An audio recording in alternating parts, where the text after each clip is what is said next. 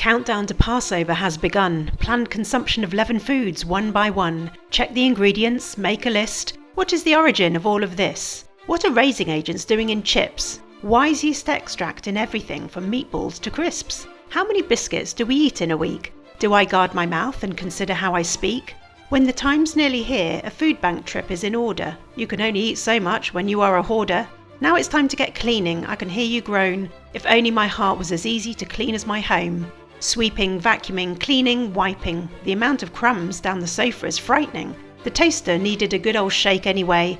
This is all a shadow picture of what, I pray?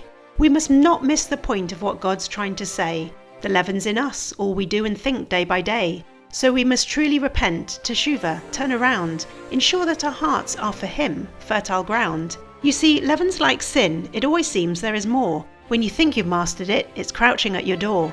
A little yeast works through the whole batch of dough. So what teaching do we listen to, and can you say no?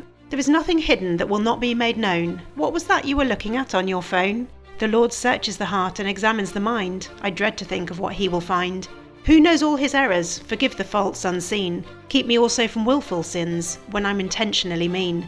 Then I would be blameless tamim, as David himself would say, confident and unashamed at His coming, able to stand on that day. How is all this possible? I cannot make myself clean. That's why Messiah came. On His sacrifice I fully lean.